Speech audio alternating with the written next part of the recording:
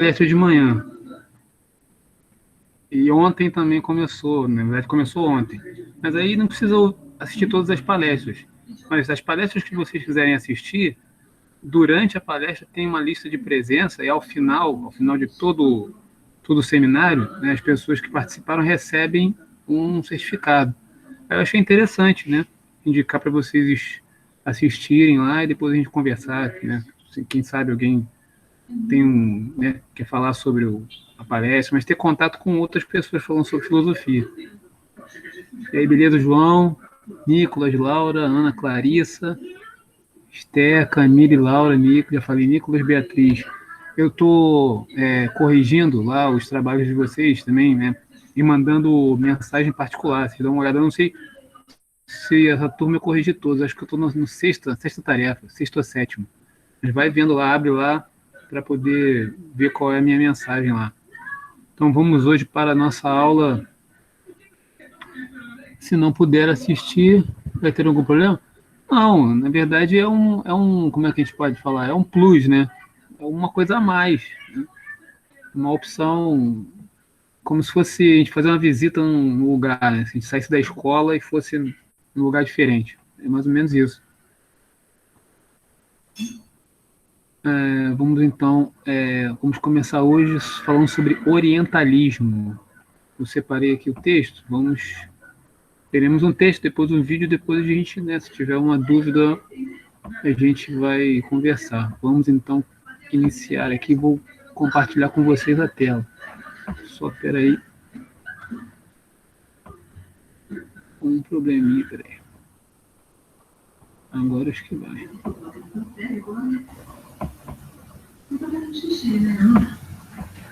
Aqui não está aberto aqui. Aqui. Eu só queria dizer que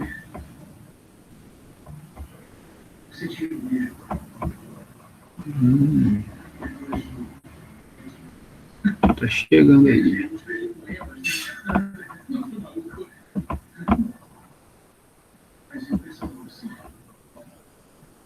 Me avisa aí se tá com a letra boa, tamanho bom. Pode aumentar um pouquinho? Posso. Que é pedido do freguês. Ok, tá bom agora. Peraí, Jack. Aí, tá tranquilo? Sim, tô tranquilo. Beleza, então. Então vamos nessa. Vou fazer aqui leitura dos comentários, depois a gente conversa. Então, aquela sequência, né? Para além do eurocentrismo, nós estamos falando, né? Hoje, vamos começar com orientalismo. Então, é um texto que é muito resumido e a gente vai tentar aqui, ele está dando uma geral, porque é complexo. Vamos começar aqui, então. A Ásia é o maior dos continentes, correspondendo a cerca de 1/3 da superfície terrestre e abrigando mais da metade da população mundial. Além disso, não há como negar o notável desenvolvimento econômico e tecnológico de grande parte dos países asiáticos, um fato que tem consequências diretas e significativas para todo o mundo. Basta constatarmos, por exemplo, o número de itens eletrônicos que estão disponíveis no mercado brasileiro e que são provenientes de países como Ásia, né, China, Coreia do Sul e Japão. Mas esse desenvolvimento tecnológico também causa preocupação, se considerarmos que países asiáticos como China, Índia, Coreia do Norte têm capacidade de produzir armas de destruição em massa. Então, aqui nesse primeiro parágrafo aí, né, o autor fala com a gente, fala para a gente que a gente pode perceber, na verdade, a importância econômica, né, dos países asiáticos, pela produção desses itens eletrônicos que chegam para a gente. Na verdade, tem os tigres asiáticos, né, na década de 1990, 1980, 90, né, começou a despertar teve esse boom econômico pela produção, né, de itens eletrônicos, né. O autor também nos dá informações demográficas, né, um lugar que a população, um espaço geográfico enorme, que ocupa uma população gigantesca, a respeito da população, né. E ao final do texto ele destaca, né, a questão bélica, pois a China, a Índia, a Coreia do Norte produzem armas de destruição em massa, que isso tem uma relação com a questão geopolítica, né? O lugar que essas nações ocupam, né? No jogo geopolítico que a gente está vivendo hoje, né? As questões de disputa, né? Então vamos continuar aqui. Tendo em vista o comentado e a importância geopolítica dos países asiáticos, o estudo da filosofia oriental já seria significativo. Mas alia-se a isso o processo de globalização da economia, que tem sido acompanhado também de uma intensa troca cultural entre as diferentes nações do mundo. Então, esse trecho aqui, o autor lembra para a gente, né, sobre a globalização, a importância da globalização, né, que facilita as trocas culturais, intensifica as trocas culturais. Né? Os meios de comunicação, as redes estreitaram as distâncias, permitindo uma comunicação mais rápida. Né? Então você tem contato, você sabe o que acontece na China, a cultura. Né? Você tem, por exemplo, a possibilidade de desmistificar algumas informações. A gente tem informações, a informação que chega pela mídia, você pode, né, se você tiver um conhecido na China, confirmar ou não. Você chega lá, ó, isso aqui que eu vi realmente procede e tal. Você tem essa possibilidade hoje de fazer isso. Né? Há atualmente uma abundância de traduções de quadrinhos japoneses nas bancas de jornal no Brasil. E muitos desses desenhistas brasileiros já aderiram ao mangá. Vocês conhecem, né, o estilo mangá de desenho, quadrinho, é bem diferente do quadrinho americano, e do quadrinho brasileiro, do quadrinho europeu, né? E outras características. Religiões asiáticas, como o budismo, são frequentemente adotadas no Ocidente, mesmo por pessoas que não têm ascendência oriental. Esse interesse pela cultura oriental tem se estendido também ao estudo de alguns dos pensadores mais representativos do sistema filosófico do Oriente. Então, aqui, pode lembrar que muitos filósofos ocidentais beberam na fonte oriental. Mesmo no início das nossas aulas de filosofia, a gente pode citar que mesmo Platão, Sócrates, esses filósofos iniciais, eles tiveram contato com o pensamento filosófico oriental, e com certeza, né, absorveram isso, e isso de alguma forma aparece na fala deles, nas orientações éticas, né, na pergunta por quem somos, né? Essas perguntas vão aparecer também na filosofia oriental. Continuando aqui, tem uma fotinha aqui. Muitos ocidentais, como músicos e artistas diversos, já foram ao Oriente em busca de inspiração. Na foto, os integrantes do grupo The Beatles, os Beatles, e suas esposas em visita ao guru Mahesh Yogi, em 1968, em Rishikesh, na Índia. Então, lá acho que o George Harrison foi um dos Beatles aquele que teve mais contato com a cultura indiana lá e tal. Apesar de crescente interesse pela filosofia oriental, seu estudo encontra diversas dificuldades. A gente já pôde ver um pouquinho quando a gente estudou a filosofia africana. Né? Em primeiro lugar, devemos lembrar que a tradição filosófica do Ocidente remonta à Grécia Antiga, em grande parte por causa da relativa autonomia do pensamento grego em relação ao mito e à religião. A gente estudou isso, né? As relações entre filosofia, mito, religião na perspectiva grega e na perspectiva africana. A Grécia, no início das nossas aulas, né? E agora, ao final, a gente estudou a filosofia africana, né? O que permite a gente fazer analogias. Né? A gente faz uma analogia entre a filosofia africana, a filosofia grega e um pouquinho agora do que a gente vai ver das filosofias orientais.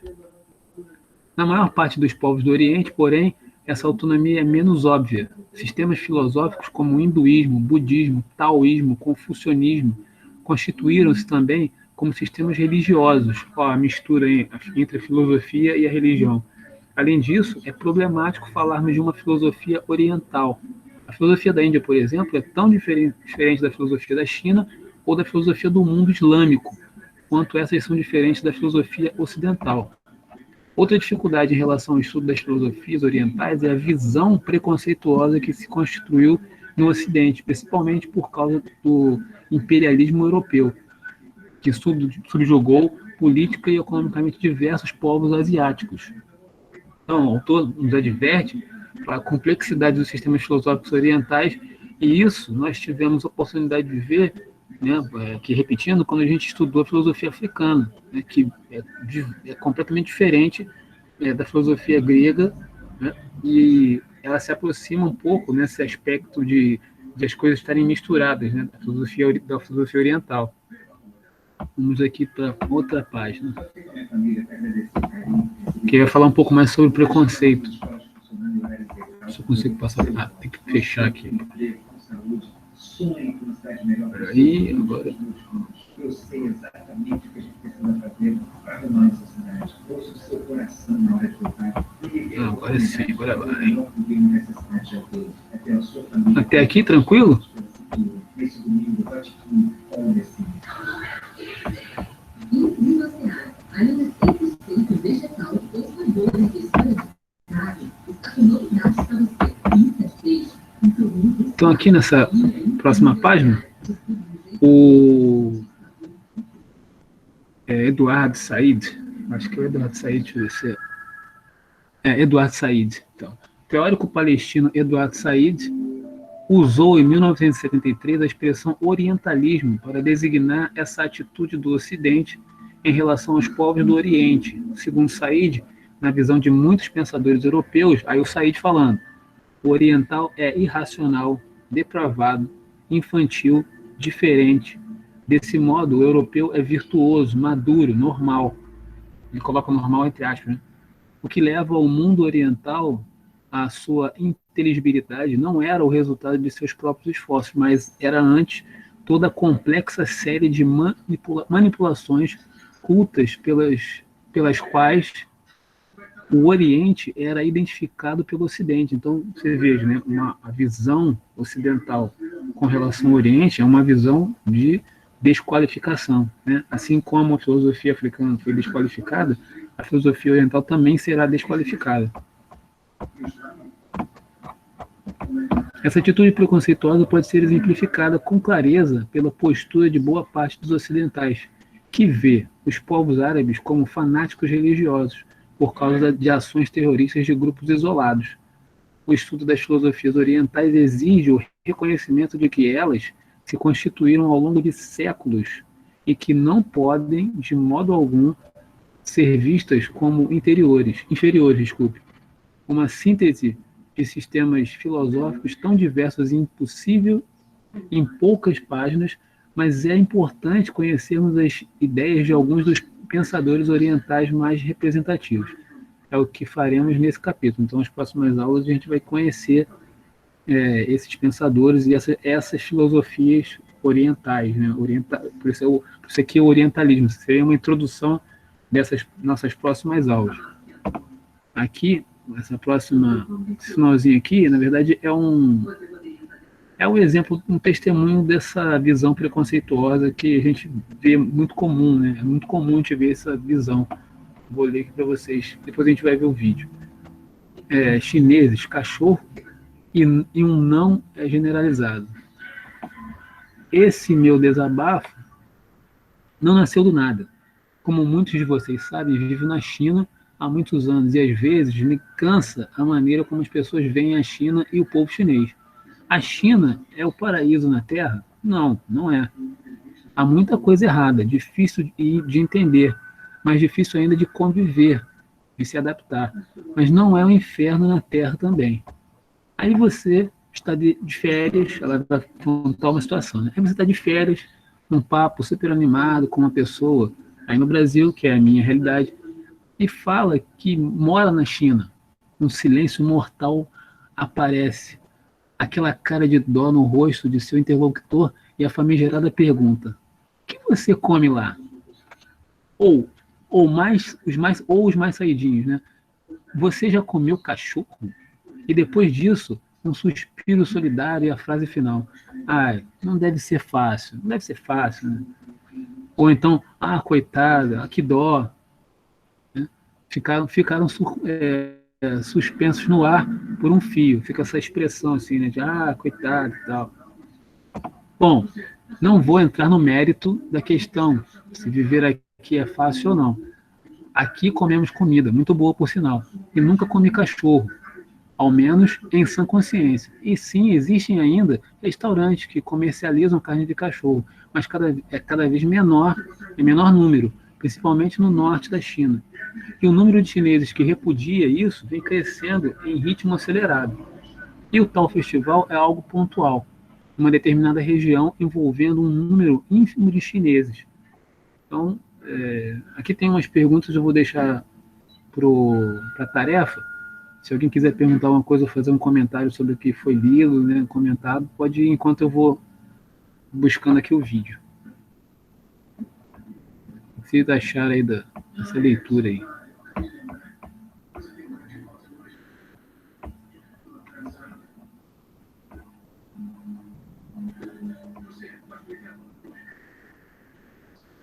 Vou botar o vídeo, desligar aqui o microfone, senão vai dar, vou ficar no modo aluno.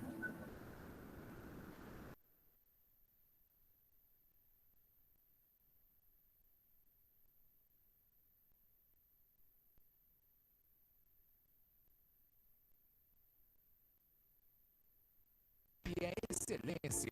Vestibular online para os cursos de graduação presencial. Não dá para dizer que todos os povos tiveram filosofia, mas dá para dizer que os orientais tiveram filosofia.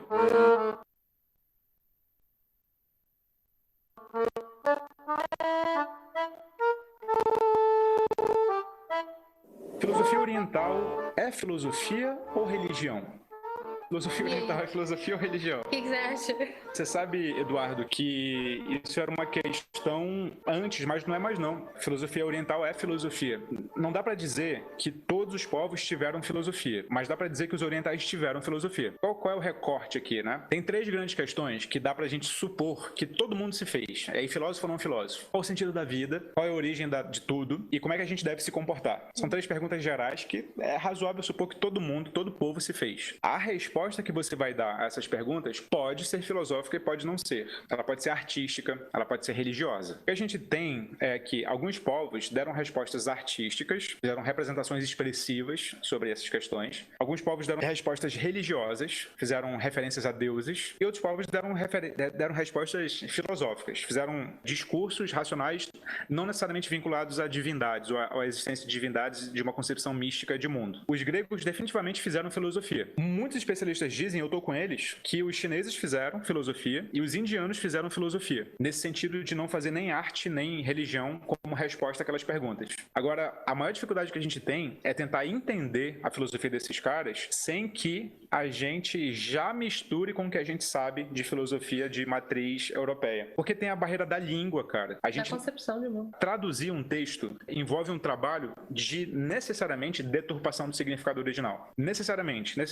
A gente perde muita coisa traduzindo. Então só dá pra estudar seriamente filosofia oriental se você manja chinês antigo, sei lá, se é chinês mesmo o nome, e se você manja a língua dos indianos lá antiga. Então essa é uma dificuldade. E não só a língua, né? As referências atuais e antigas, a religião e todos os preceitos religiosos que influenciam na cultura. Tudo isso vai ditar se você consegue compreender aquela filosofia ou não. Não é só você ir lá e ler, mesmo que você entenda a fundo a linguagem, ainda assim você não vai entender tanta coisa assim. Então é muito difícil traduzir de um para o outro. Os orientais, por exemplo, eles se comportavam muito como os filósofos helenistas, ou seja, eles partiam de uma concepção de mundo, de como o mundo se comporta, para dela derivar uma concepção de ética, uma concepção de como nós devemos nos comportar. Então, os helenistas todos dão muito mais ênfase à ética do que o mundo. E a gente não duvida que eles sejam filósofos. Os filósofos orientais vão nessa mesma linha. Inclusive, há muita influência dos filósofos orientais já mapeada, documentada nos filósofos helenistas. Né? E a gente considera os helenistas filósofos e às vezes os orientais não, sendo que eles beberam das fontes orientais. Por exemplo, a concepção de budismo, né? Não tem uma concepção muito parecida com o helenismo? Quer dizer, existem vários tipos de budismo, né? Mas em algumas concepções de budismo, por mais que às vezes não seja explícito qual é a cosmovisão que eles estão partindo, partindo, eles sempre colocam alguns preceitos éticos, algumas recomendações de como agir que partem dessa cosmovisão. Se você não pode alterar algumas coisas, se algumas coisas já estão determinadas no universo, não faz sentido que você se estresse com elas. Então não faz sentido, no caso do budismo, que você sofra com aquilo que você não tem como alterar. Se não está no seu controle determinadas coisas, você sofrer por isso não tem razão. Então você precisa entender o que está e o que não está no seu controle e agir de acordo com isso. Essa é uma concepção presente também em alguns helenistas, que faz parte da concepção budista. Outra é a necessidade derivada dessa, de se você não pode alterar algumas coisas, você precisa ter uma atenção maior para aquilo que de fato você pode alterar. Então você tem uma concepção de estar presente dentro das situações que você tem algum controle para poder entender como elas te influenciam e como elas não te influenciam. Isso vai estar muito presente nas religiões budistas. E tudo isso está dentro de respostas e perguntas filosóficas que vão influenciar em preceitos éticos. E outra, não precisa ser religioso para acreditar essas práticas, sacou? Para praticar esses exercícios. Tanto que eu acho que a religião que as pessoas mais associam à filosofia, né? A filosofia budista. Você que está assistindo a gente, você tem algum conhecimento sobre práticas orientais? Você adota alguma dessas práticas como filosofia? Eu tô super curioso para isso mesmo, porque a gente não. A gente conhece no máximo o budismo, algumas referências do budismo, mas seria muito bacana ouvir vocês também. Comenta aqui embaixo, por favor. Fala pra gente se você conhece alguma referência oriental.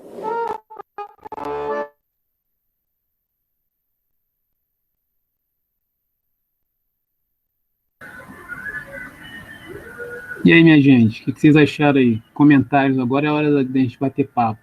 Que eu estava lembrando aqui, ela falou do budismo, eu estava lembrando aqui quando nós estudamos o estoicismo, que não sei se vocês vão lembrar, mas os estoicos, eles propunham um equilíbrio e que nós não poderíamos nos estressar com aquilo que não temos controle.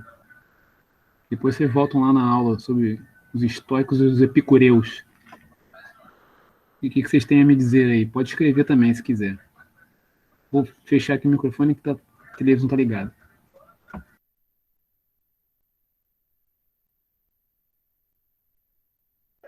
Qual é a relação que eles estabelecem entre a religião e a filosofia? Porque a gente viu com a filosofia africana que eles têm uma relação, eles não diferem. E na filosofia ocidental falava que era totalmente diferente. Como é para eles, para os orientais? Então, Bia, como a gente viu no texto, essa é a dificuldade da gente estudar filosofia oriental, porque a coisa está muito imbricada, né? Nós precisaríamos, por exemplo, conhecer o mandarim, que é a língua chinesa, para a gente ter acesso a possibilidade de pensar, né, onde é que está a filosofia, onde é que está a religião, porque nessas culturas...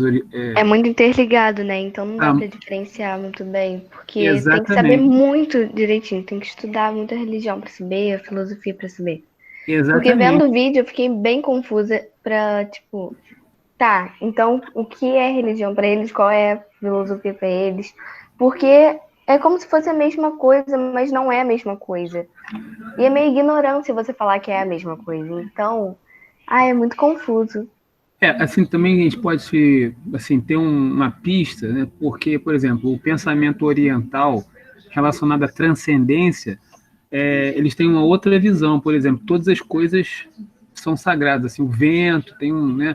O mar, a terra, o céu, tudo é uma relação, tudo tem uma sacralidade. Então eles têm, por isso que é difícil você identificar. Nós precisaríamos então saber a língua, como foi dito no vídeo, né, para a gente poder entrar nessa cultura e tentar encontrar a distinção, porque os preceitos éticos eles vão estar na filosofia tanto quanto na religião, né? O Nicolas escreveu aqui: eu falei sobre a filosofia oriental em um dos meus trabalhos, onde comparei o daoísmo com a filosofia letane do livro O Nome do Vento. Você pode falar um pouco mais para a gente aí? Nicolas, tem como você abrir o microfone e falar? Fiquei curioso agora, realmente. Escreve aí, que eu leio. Porque então, como tem um outro vídeo que eu encontrei aqui na pesquisa, mas ele não tinha som, era só desenho. E mostrava, por exemplo, que algumas dessas culturas elas existiam há 3.000, há 4.000 anos antes de Cristo. Olha só que coisa doida. Né? Se a gente for pensar aqui que os gregos estão no século 8 antes de Cristo, né? Pô, 3.000 anos antes de 3.000, né, 4.000 anos antes de Cristo é muita coisa. Enquanto o Nicolas está escrevendo, Ana Clarissa quer perguntar alguma coisa da aula? Maria Esther? Vamos trocar aí, gente, vamos conversar. Qual é a principal diferença entre a filosofia ocidental e oriental? Boa pergunta. Eu acho que nós falamos sobre isso. Vou resgatar aqui. A filosofia ocidental, se a gente for pensar nessa, né, dessa matriz grega, né, greco-romana, ela vai estabelecer, acho que a gente falou sobre isso, os universais, ela vai tentar universalizar as coisas através de conceitos, né? Através de um conceito, eu vou tentar dar conta de toda uma realidade, né? A filosofia oriental, me parece, né, pelo que eu estou lendo, estudando junto com vocês, ela é um pouco mais particularizada, né? Como nós estudamos a filosofia africana, lembra? Eu falei, a filosofia africana vai procurar entender o ser africano no mundo, né? Na filosofia grega, ela vai falar do ser. Então, esse ser pode ser africano, indiano, libanês, entendeu? Pode ser americano, brasileiro, argentino, é o ser. Dá conta de tudo, né? Um conceito dá conta de tudo. E, ao passo que a filosofia oriental, me parece, ela é mais particularizada. Não sei se eu consegui responder. Nós falamos sobre isso, essas diferenças entre filosofia oriental e filosofia ocidental. É uma diferença básica, né? Estou gostando dessas aulas, estou aprendendo pra caramba. Então, mais uma vez aqui lembrando, eu botei aí já no chat o link de inscrição para as palestras. Para vocês, hoje às 19h30, a gente assiste uma palestra junto. É filosofia e pós-modernidade. Vai ser interessante, ó. Seria uma antecipação do que vocês vão estudar no ano que vem, nos anos, né, posteriores. E aí, Nicolas, está escrevendo aí? Camille, quer falar, Camille? Quer perguntar? A dúvida é importante. Ana Clarissa, fala com a gente, Ana Clarissa. Peraí, vou ficar modo aluno, peraí.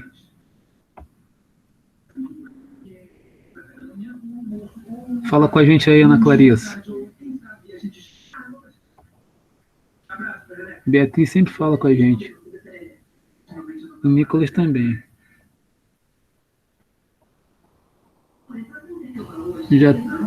Eu já cumpri aqui o horário que eu tinha previsto, né? 20 minutos de fala, mais uns 5 minutos de vídeo. Os próximos 20 minutos eu deixo para vocês. Ó, o Nicolas acabou de mandar aqui. A letane é um modo de viver que não pode ser necessariamente explicado com palavras. Tá vendo, Beatriz? Difícil, né? Basicamente, seguir a letane é algo natural e que só se aprende fazendo, como nadar. Em diversas situações do livro, é apresentado eventos que são letane e outros não. Ser generoso e respeitar os outros é letane. Machucar os outros sem motivo não é letane. Essa filosofia lembra o taoísmo, pois dita um modo de viver em harmonia com o plano espiritual e natural, sendo algo nato. Eu estou lembrando aqui de um filósofo ocidental chamado Gaston Bachelard. Aliás, tem o Gaston Bachelard e tem o Martin Heidegger.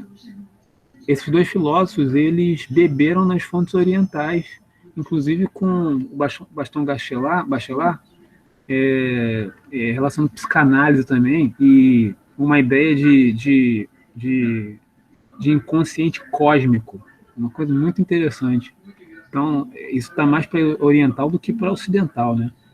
O Gaston Bachelard e o Heidegger tem um livro do Heidegger chamado A Caminho da Linguagem. Isso está aqui, o livro, peraí.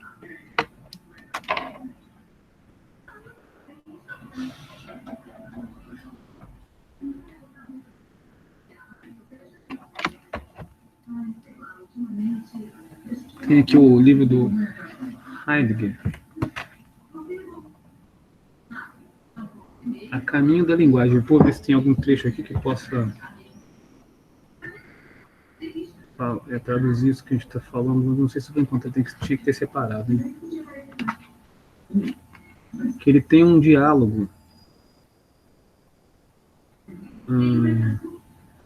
Uma conversa sobre linguagem entre um japonês e um pensador. Deixa eu ver. Pensador, Deixa eu ver aqui. O pensador fala, né? A palavra estética é o que ela evoca, porém, do pensamento europeu da filosofia. A consideração estética deve ser, assim, estranha para o pensamento oriental. O japonês, o senhor tem toda a razão, mas nós japoneses precisamos recorrer ao préstimo da estética. Aí o pensador pergunta para quê? A estética, o japonês responde, né? A estética nos empresta os conceitos necessários para aprender o que nos chega na arte e na poesia. E o pensador pergunta, vocês precisam de conceitos? Provavelmente sim, responde o japonês. O encontro com o pensamento europeu revelou uma incapacidade de nossa língua. E o pensador pergunta, como assim? Falta a força das definições para representar objetos num encadeamento preciso de uns com os outros, dentro de um sistema recíproco de subordinação. E o pensador continua. O senhor considera mesmo essa incapacidade uma deficiência de sua língua? O japonês. No encontro inevitável do mundo oriental com o mundo europeu, essa pergunta exige certamente uma reflexão profunda. Aqui, né, a gente está vendo que são concepções de mundo diferentes. O japonês, o que ele está querendo dizer, ele não está querendo dizer exatamente que a língua dele é ineficiente, mas para haver uma comunicação com o outro, ele precisa lançar mão de conceitos produzidos pelo pensamento europeu ocidental. Entenderam um pouco? Então, o Heidegger é muito interessante. E tem o Gaston Bachelard. Deixa eu ver se eu encontro o Gaston Bachelard. Peraí. Quebrou meu fone.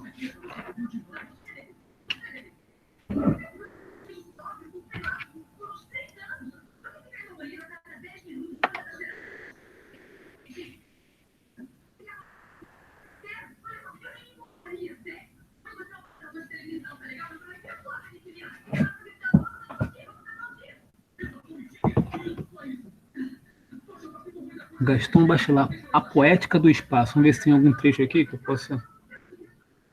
Pra vocês terem uma ideia do que eu... Que sempre é uma coisa... Aí...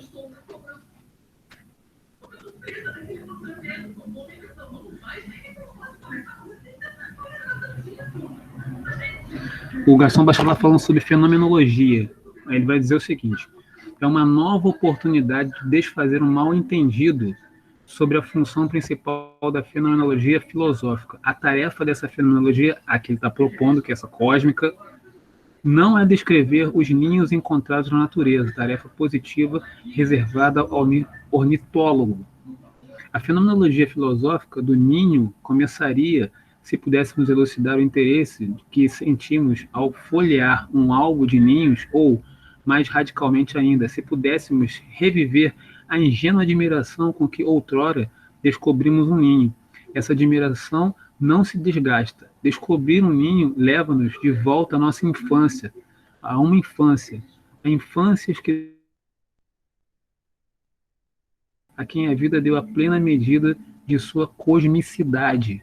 Então, o Gaston Bachelard, nesse livro A Poética do Espaço, ele propõe uma concepção cósmica que está mais ligado lá à visão filosófica oriental do que a ocidental.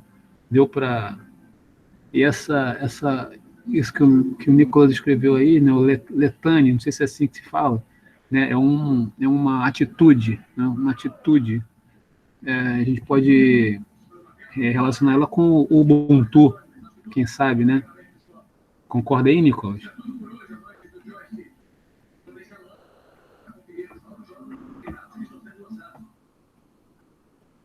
O que vocês acharam aí dessas dois exemplos aí do Heidegger e do Bachelard?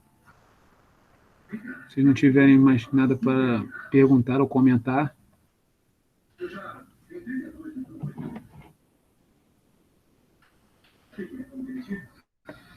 Gostei, essa tarde foi boa, dei uma viajada aqui nos autores. Então, lembrando, hoje às 19h30 temos uma palestra no site que eu postei aí no chat. Eu postei também no grupo lá do WhatsApp. O Nicolas falou que você se inscreveu. Quando vocês se inscreverem, vocês vão receber uma mensagem no e-mail de vocês, confirmando a inscrição. E aí tem palestra todos os dias, 9 horas da manhã e às 19h30. Ao assistir a palestra, durante a palestra, vai ter um link de presença. Você preenche esse link para receber o seu certificado. E, meus queridos, podemos nos despedir? Agradeço aí a presença, paciência e a participação de vocês.